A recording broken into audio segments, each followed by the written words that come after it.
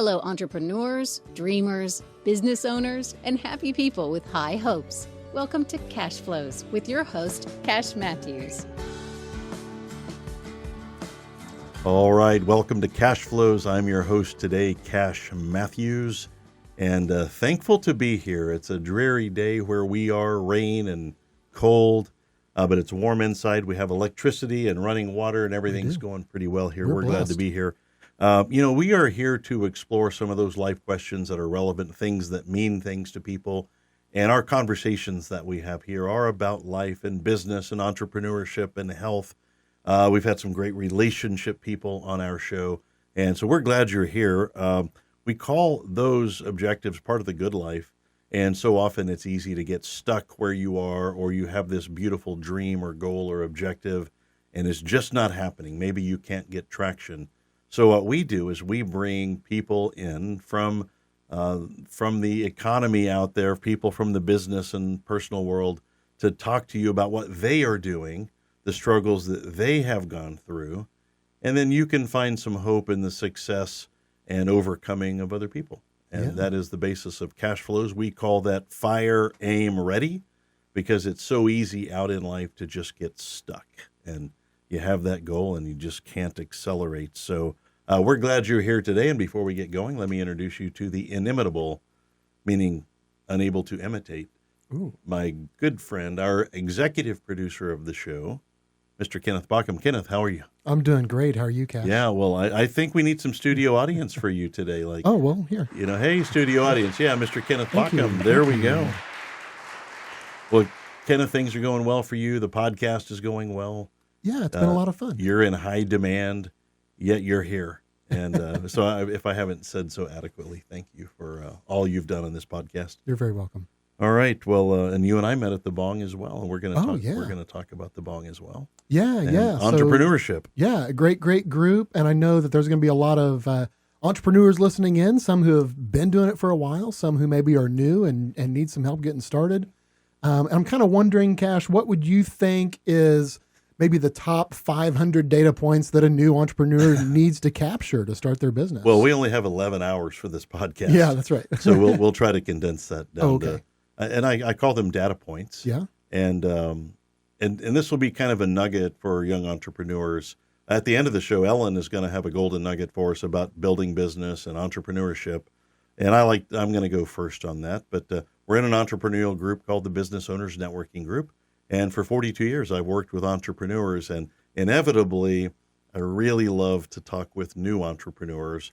But I also like to find tidbits that work for somebody who's been in business 20 years and somebody who's been in business for 20 minutes, because I think wisdom works across all spectrums. And here's a piece of wisdom for you.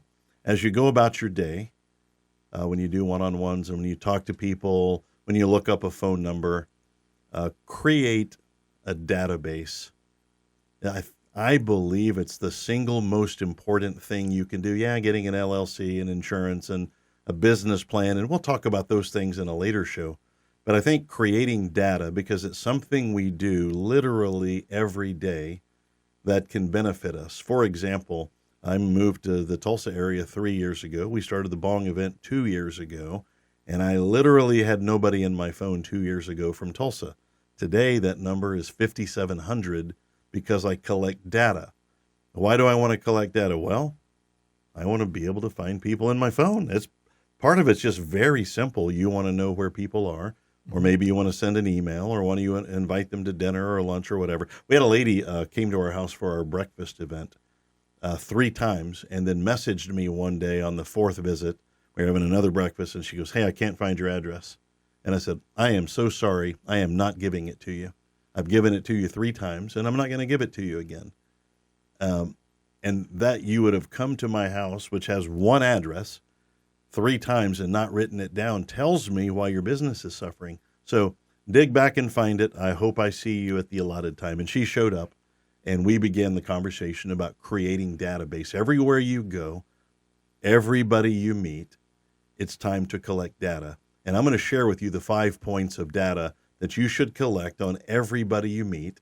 And then I'm going to take one of these points, and you're going to question me on it, as many people do. But here are the 5 points of data that you absolutely must be certain of. First, you need their name. Pretty basic. Isn't it weird? You meet somebody out in the world, you don't know their name, and you call them dude or buddy or hey you or hey, nice to see you. What are you doing here? But first, you need to collect everybody's name, cell phone number, and email address. Those are the 3 essential points of data. And if that's all you can gather, then so be it. I'm not a business card guy either. I think there is a beauty in the struggle of acquiring an address with somebody and committing to write it down and committing to learn each other's data right there on the spot. I call that the fierce urgency of now, and that name is copied from my favorite Martin Luther King speech, but there is a fierce urgency of now. Why would we put off something that we can accomplish right now in just a few seconds?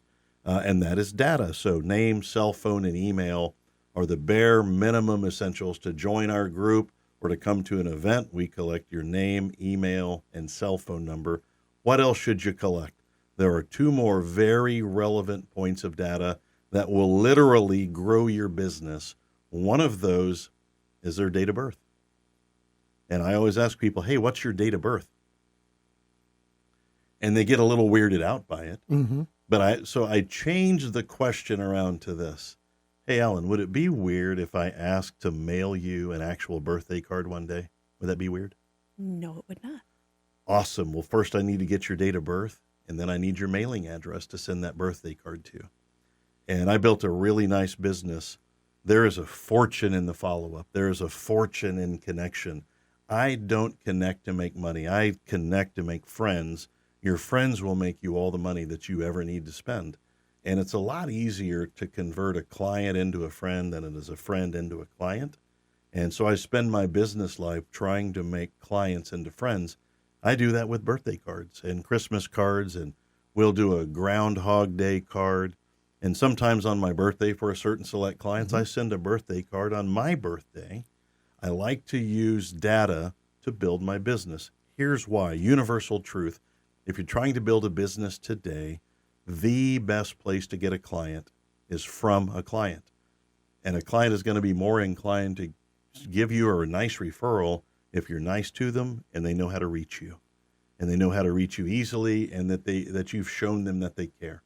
So those are the 5 points of data. Name, cell phone, email, date of birth, and their mailing address. And then on their date of birth, do you know what I do for as many as I can? It's nice to send a Facebook message. That's cool. But they get 100 of those. Mm-hmm. How many actual birthday cards do they get? Not very many. In fact, if you'd like to learn my system for birthday cards and how 5 days before every birthday, a hand-signed birthday card goes out for nominal expense, how we figured out how to automate that and do it in a neat way, man, that's a one-on-one question for me. I'm not going to promote that on the show. Sure. But I'd love to sit down with entrepreneurs and go, hey, let me show you how we turned a cheap little birthday card into a giant business. Now, it takes a little while, but, man, I love doing that. And that birthday card from me on my birthday to my clients is this. Hey, Joe, today's my birthday, and I wanted you to know that the greatest gift a guy like me could ever have is a friend like you. Thanks for being in my life, Cash Matthews. Nothing about business, just friendship. Yeah. And, we're about promoting friendship first. And Kyle Sullivan says it the best. The Unleash the Champ founder is meet people, make friends, and business will follow. That's awesome. And that's what we're all about. So, man, if you're an entrepreneur, new or old, I promise you that is great advice. We'll never give you bad advice. And if it's bad advice, they probably got it wrong. That's right. That's right. Can I get that out of the way? Well, anyway, thanks for giving me a minute there to talk about that. That's been on my heart. We need to collect data. It's called a database. Keep it in a spot.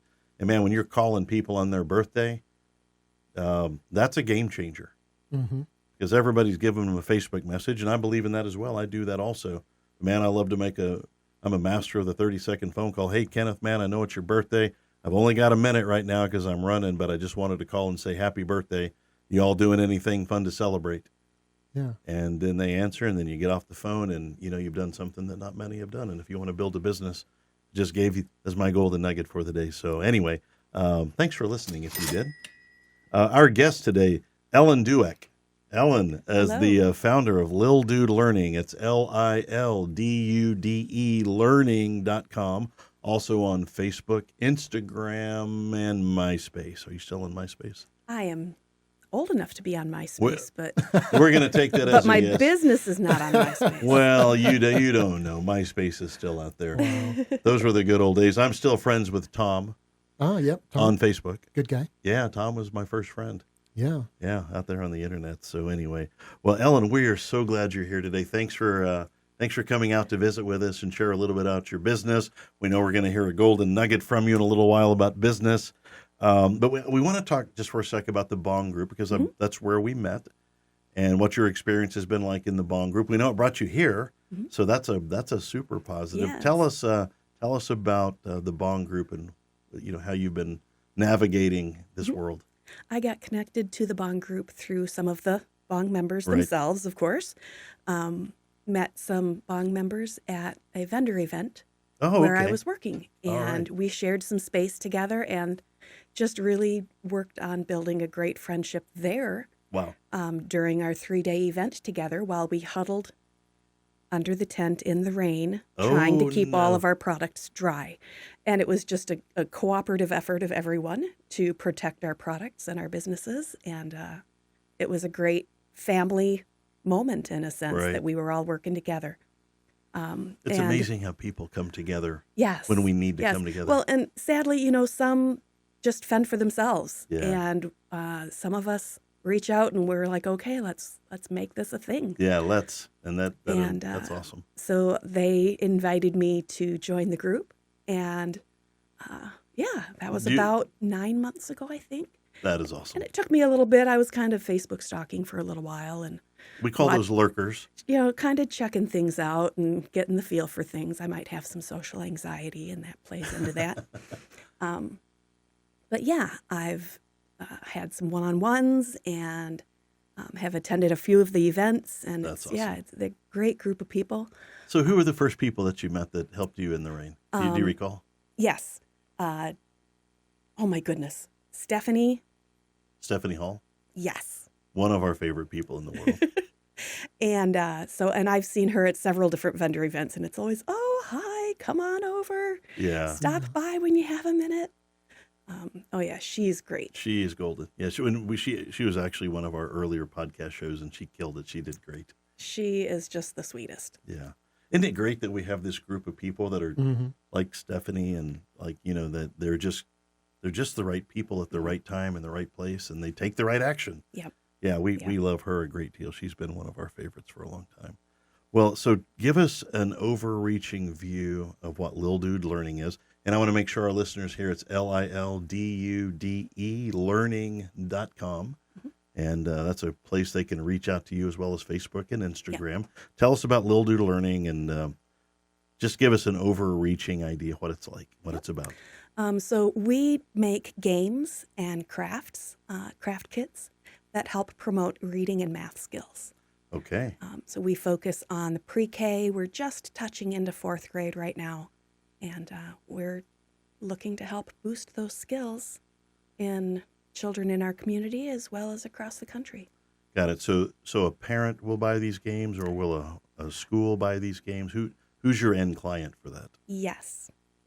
Oh, yes to all the above. Yes to all Okay. of the above. We figure if you're working with a child, if you spend time with a child, Right. interacting through a game that will help them learn is one of the best things that you can do together. It gets you laughing, it gets you learning, it gets you interacting and talking about real life things. Right. Unless, of course, you're playing a game where you're feeding your opponent to the shark. And then, well, maybe that not so real life, but it does make it fun. Yeah, it certainly does. So, when we started learning about what you do and, trying to prepare just for this moment, anything educationally right now, to me, it's as good as it gets. We have a generation coming up where education is very different than I had, small town Shawnee, Oklahoma, just a normal trajectory. And now homeschooling is a thing. And, the internet has provided an element of education, maybe both good and bad. But I think there's a lot of good coming in the educational world right now. And we're very interested in what's like this homeschooling movement. My daughters were mostly homeschooled. I was traditional schooled. and seeing the differences and the nuances. Does what you're doing fit into the homeschool model pretty well? Absolutely. People have asked if we develop curriculum, and I don't. I develop supplemental materials that fit into anybody's curriculum. Right. So whether it is a brother and sister sitting down to play or a parent and child, these are great for homeschooling families, great for classroom teachers, great Right. for parents and grandparents who are needing to spend a few minutes with their kids. So yeah, it really does. It's a very flexible. So the games, Kind are of they thing. for like 2 to 4 people at a time? Most of them are about 2 kids. Some of our packets do include up to 4 kids. Right. But I'm just imagining a classroom with 25 kids, or actually it needs to be 26 kids if it's an even number. Well, yeah. But they're often little pods playing these games with Yep. each other. And I think one of the benefit is not just the game, but the one-to-one interaction with the Yes. person they're playing with, Yes. or the interaction between them and a parent. They're not just creating education, but they're creating memories Absolutely. about learning that are positive. Yes. Because I've got to be honest, learning's not always fun. It's not. Learning can be so boring. And anybody who has sat down to try to help a child with their homework Right. knows that this is torture. Yeah, and so I'm so interested in elevating education in different ways. Yes. And God bless the teachers in this country. We could have a whole show on the impact of teachers. Oh, yeah. And, I'm benefiting today as we sit here from Mrs. Green in the first grade demanding to come to my home after school to teach me to read because she knew the environment that I was in may not be conducive. And she, pretty much brushed my dad aside and came in and taught me anyway.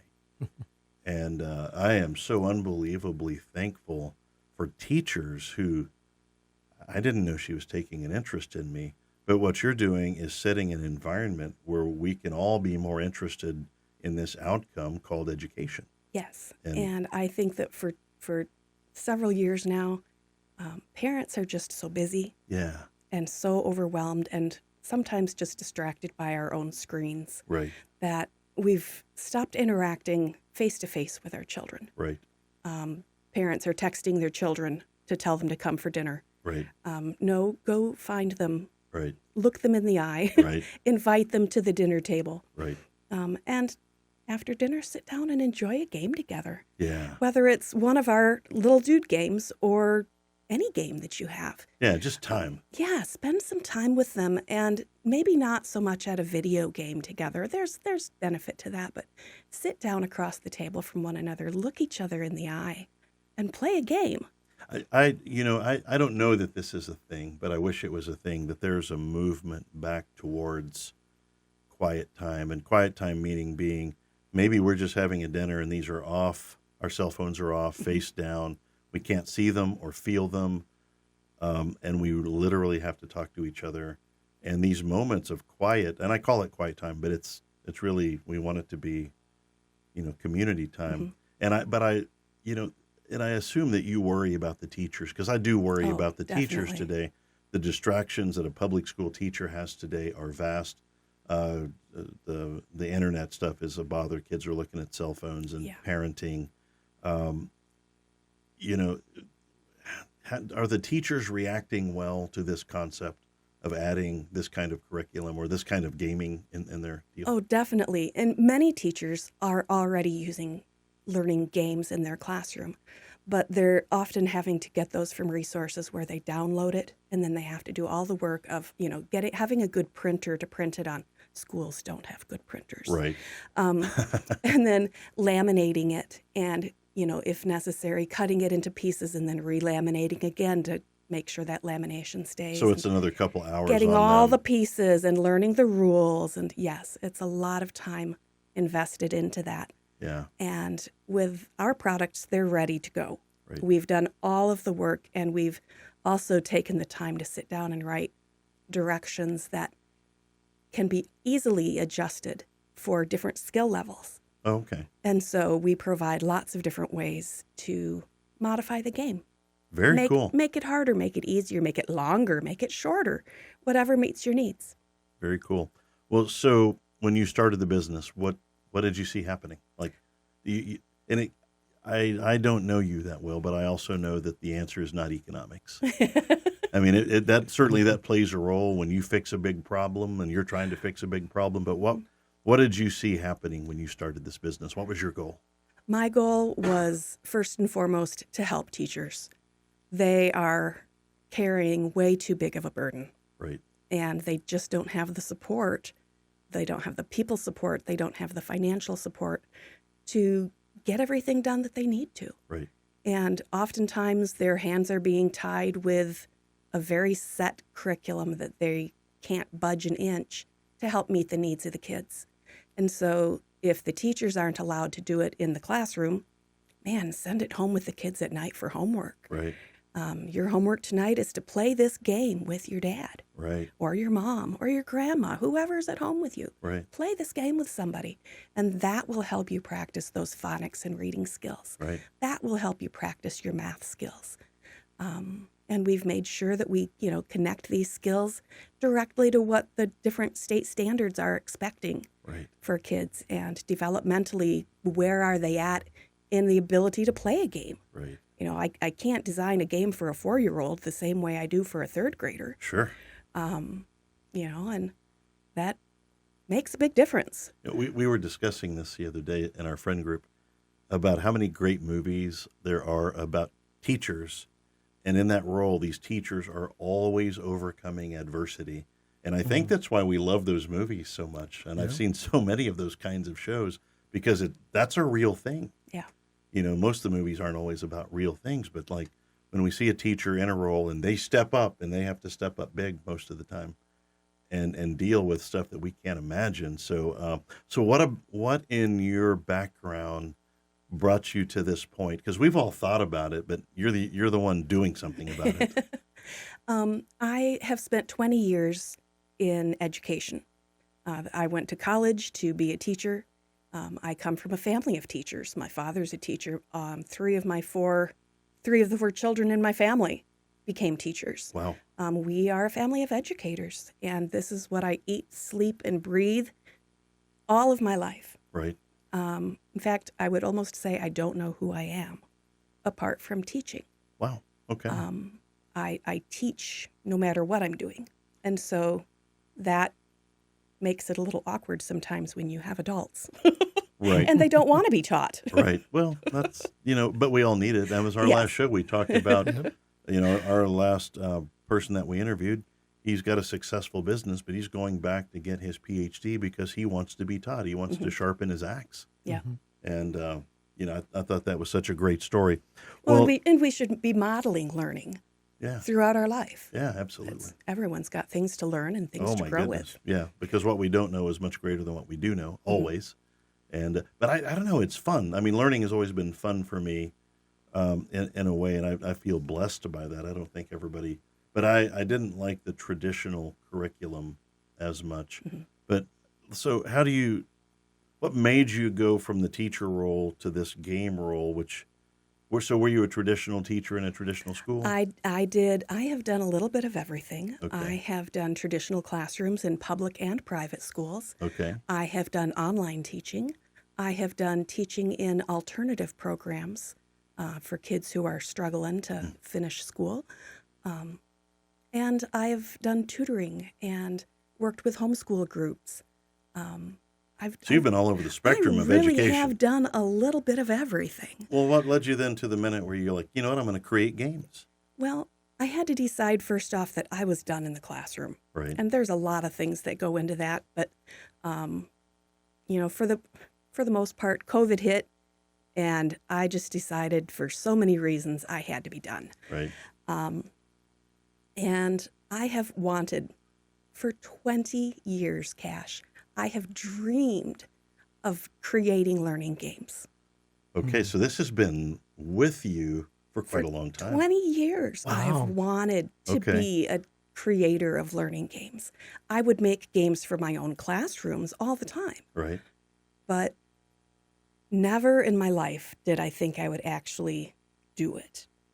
I have been delaying fulfilling my dream for years. Right.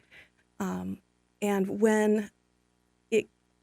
when I realized that I'm done in classrooms. I'm done with all of the classrooms.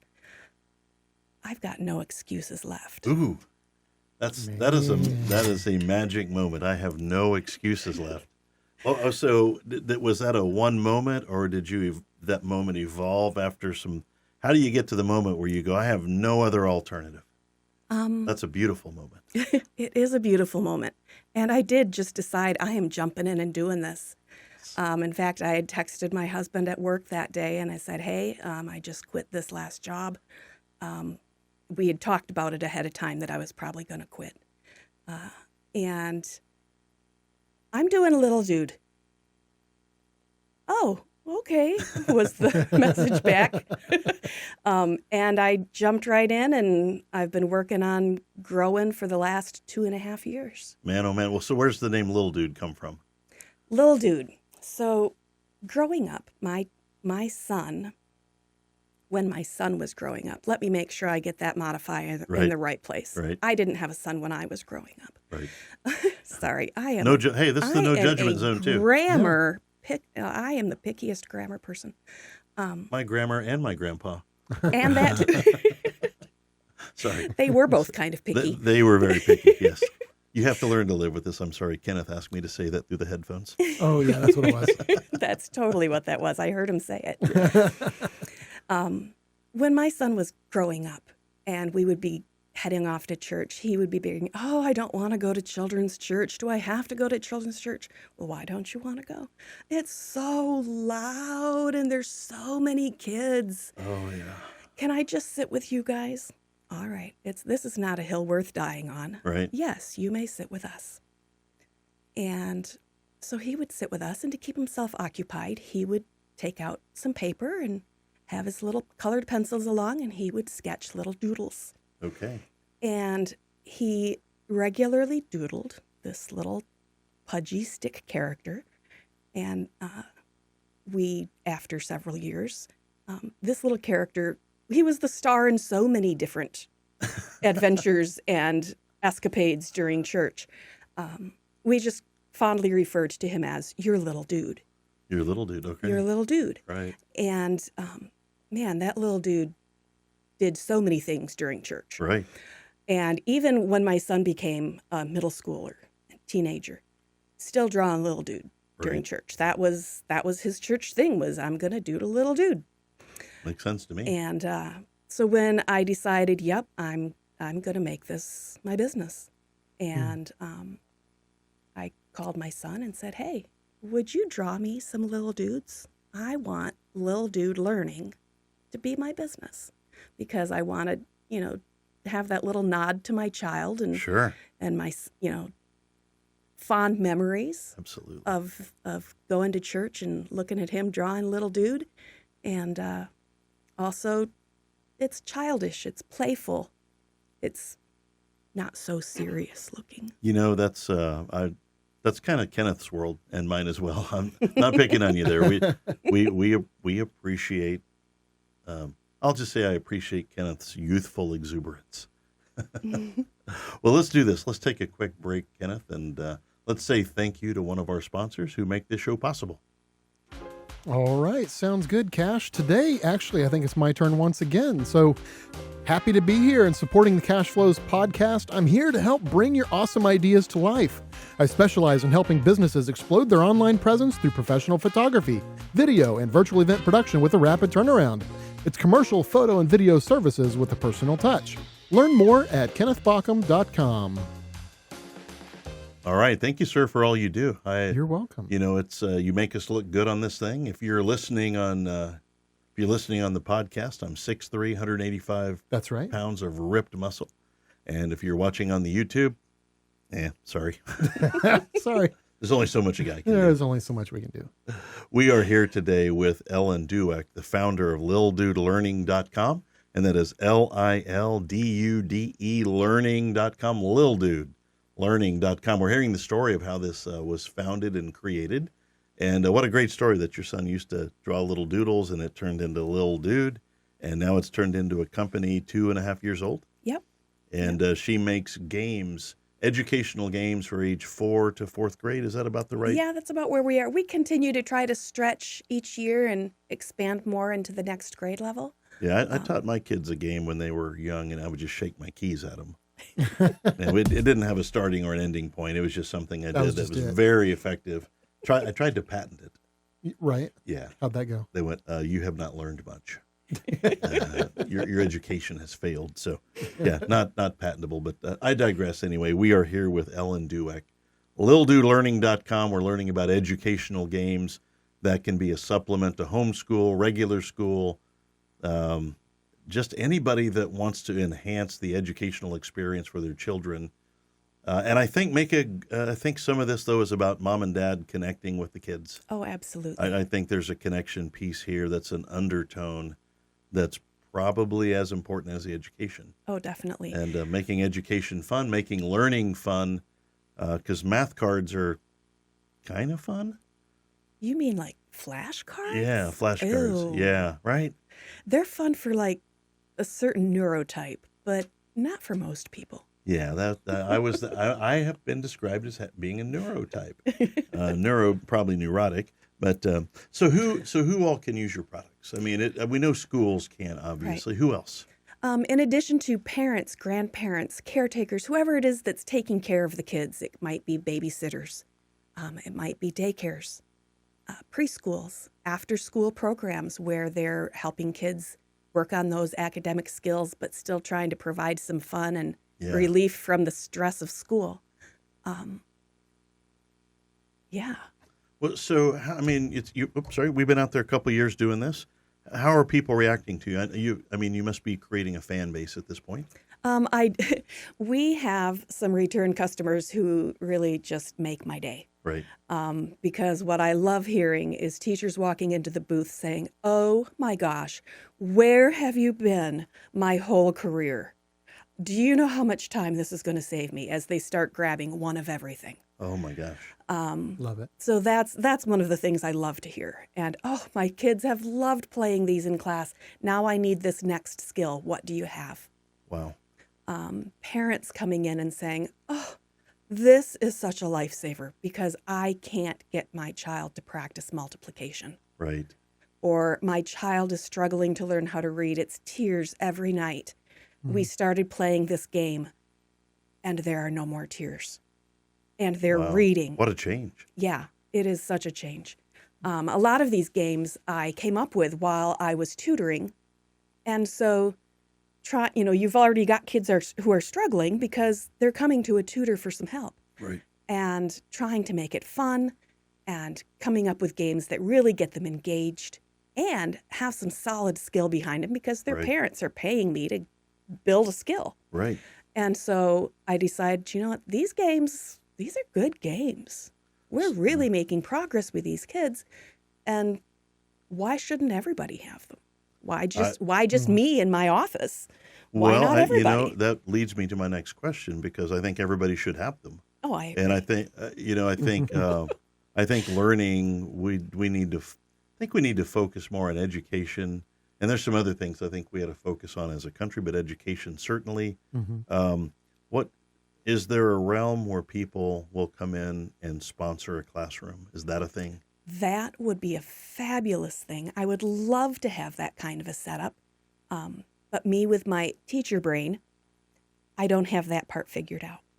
I need So if more... you're listening to our show today anywhere in the United States and you're concerned about education and you've been blessed with a little bit of extra money, wouldn't it be awesome to go into your kid's grade school and sponsor a class? I don't know how that works, or maybe we just breathed an idea into existence. But I want to challenge people. If you're worried, and I know you're already paying taxes. Right. This ain't about that. That's right. This is about that moment in life where you step up.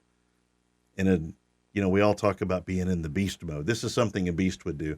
They would step up and take care of business and do what's needed. Mm-hmm. And if we can all, I think the educational system is broken in some areas. I think it is wonderful in some areas. Mm-hmm. Man, thank a teacher. We've got so much to be thankful for. But as I'm talking to you, I'm just saying, hey, wouldn't it be neat if philanthropically, What would it cost to fill out a whole, first grade class with 40 kids? What would it cost to set that up? Oh, goodness. Couple $100, and I could get them pretty much a school year span of games that they For could an be entire playing. class, Oh, $200? yeah. Oh, yeah. All right. Wow. So there you have it. So some of you are listening to this show. You can find Ellen at lildudelearning.com on Facebook and Instagram. And I think we all have to kind of come together Yeah. to fix this, at least in our community. And winning starts with you, where you are, and in your community. Yeah. And, I don't know much about the public school system. My kids have been private schooled, and they're my youngest is a 9th grader now in kind of a combo homeschool. But I don't know, man. I'm concerned about this. Yeah. And if you're listening to our show today and you're part of it, and you have the resources to do so, if you can't reach out to Ellen, reach out to me. And I'd love to collaborate with some people. And, maybe we start with one classroom in this area and then find 2. And maybe, there's some foundations out there we could work with. But people need our help. We got to make learning fun again. And we've got to make reading fun again. And we've got to make math fun again. And I'm not trying to keep up with another country.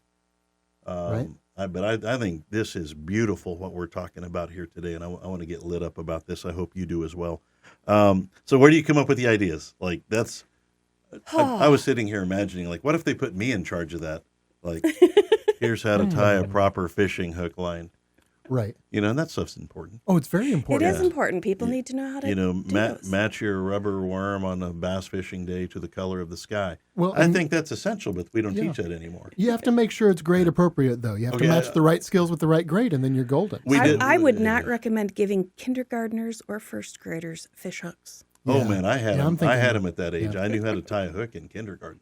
Yeah, but have you met this generation's kindergartners and first graders? I have not. I'd probably Maybe with some leather gloves, too, so that those, you don't get the hook in the skin so much. We actually had a funny conversation about education in Oklahoma, and I love to fish, and a lot of my friends love to fish. Yeah.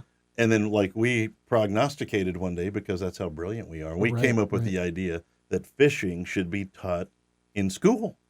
Hey. And then we were just imagining, report card day, hey, what did you make in largemouth bass? Oh, man, I made a sea in perch.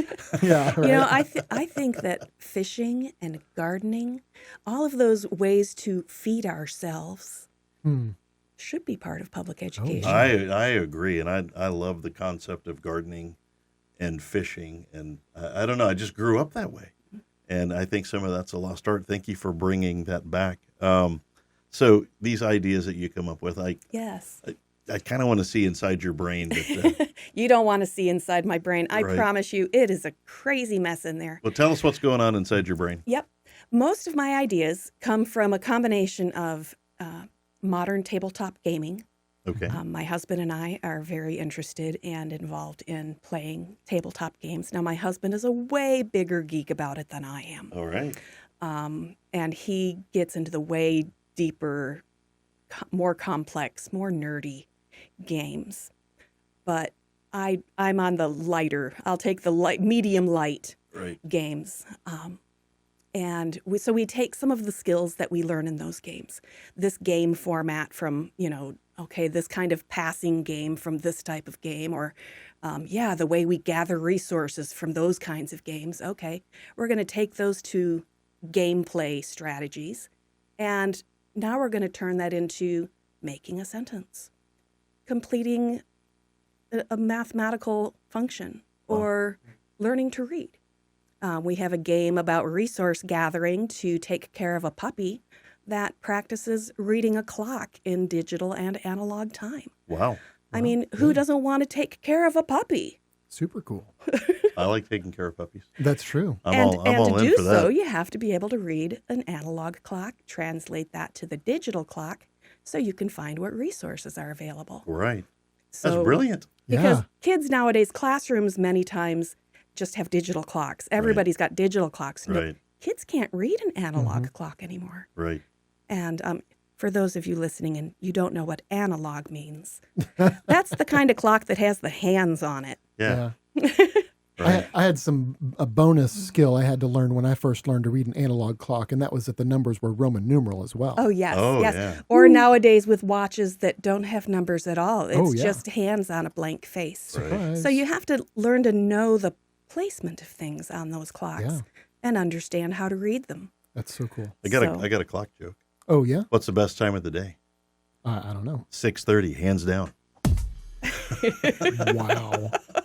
That was pretty good. It's what I have. It's what I bring to the table. It's why they hired me here at the Cashflows. That's right. They're like, "How smart are you?" I'm like, "I am so smart." SMRT, and that's a Homer Simpson line. You're probably going to get sued for producing that. It's possible. All right. So you had a starting point, and we're here today. Mm-hmm. Did you start the business here? Were you Yes. okay? Yep. And how's it changed since from that phone call to your husband, like I'm all in, to today? How's it changed? Wow. We have gone from just me working in my office, tutoring kids and having a couple games in hand to we've got hundreds of products now. Lots of different games as well as craft kits. I come up with craft kits all the time. Wow. We've gone from being just our little selves. We've got pictures of us at our very first vendor event. It's my husband and myself sitting behind a table with no tablecloth, no banner, no sign, no nothing, just us and 2 black crates, milk crates, sitting on the table with a couple games in them. Wow. That was our very first event. Day one. All right. That's awesome. Yeah, and now we have, when we have events, we need a double booth. So two booth spots, and we fill it. I'm often saying, I need more grid wall. I need another table. Can we afford a third booth? The answer is no. No, we cannot. Those are still good. Those are still good challenges. Yes. And then we've also this year just ventured into having a booth at a local boutique. And featuring our products there as well. Let's shout out that boutique. We're at Painted Tree Boutique right now. Okay.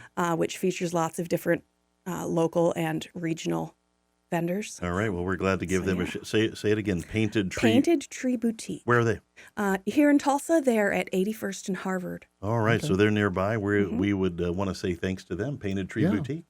And glad you're part of our show today, inadvertently, but we're glad they're here. Yeah. So you must have an amazing support system. I do. Oh, my gosh. You can't do this alone. I could never do this alone. In fact, when customers come in and they look around, they're like, okay, so where are you buying your things? I said, what do you mean buying them? Yeah, like, who's your supplier? What grade or company do you work under? Oh, no, it's just us. We're the manufacturer as well. Yeah, we create it. We imagine it. We create it. We design it. We produce it. We do all of it. Yep. Wow. I said, yeah, but I couldn't do it by myself. Right. It has to have some help. My husband is an amazing help. He comes up with a lot of our gaming strategy. He goes through my ideas, which are sometimes a little lacking. And I've got that educational stuff in there, great. And I've got some gameplay, but he's the one who sits down and says, yeah, that's not going to work. all right. but you have to have that in a successful business. Oh, absolutely. And if you want a game to really play well, you have to have somebody who knows gaming sit down and play through it. And he adds lots more of the gaming strategy into it than I ever could. I can say, okay, well, I envisioned this and this. And he's like, okay, well, let's make that work. All right. So he does that. He also does all of our instructions writing. He is an amazing game teacher. Wow. He even did that for a job when we first moved here to Tulsa. He was at Shuffles downtown Tulsa, the gaming cafe, and wow. he was the person who walked around and helped people learn how to play their games.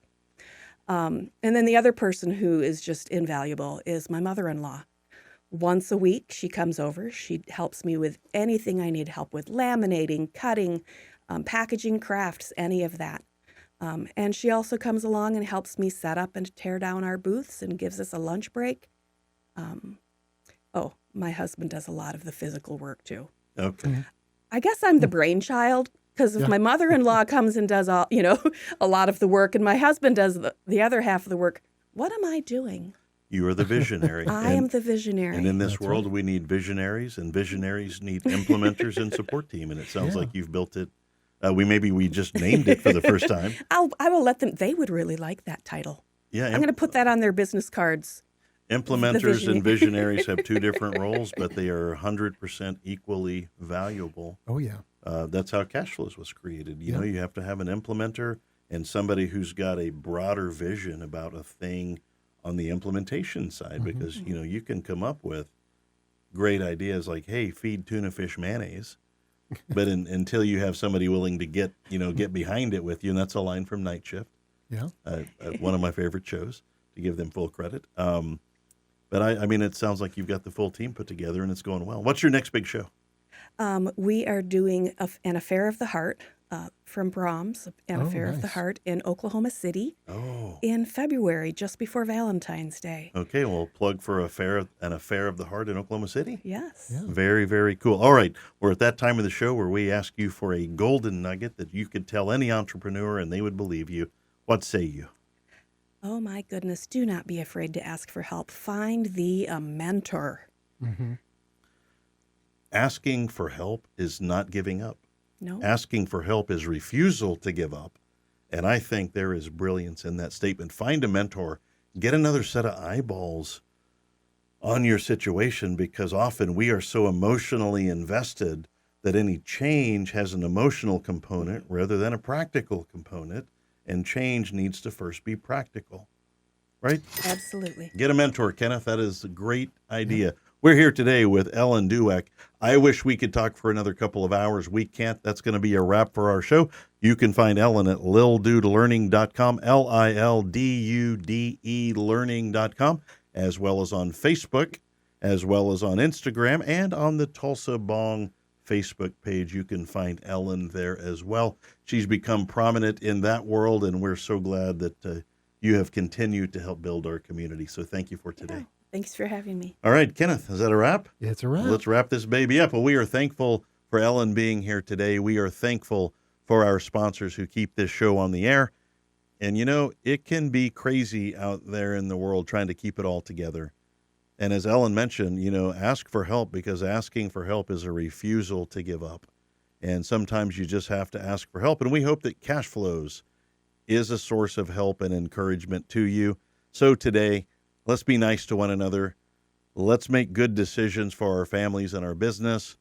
And equally important, maybe just today, find somebody to forgive who absolutely does not deserve it, because forgiveness is not about that other person. It is about you and not carrying that weight around anymore. And after all, haven't we all been forgiven so many times?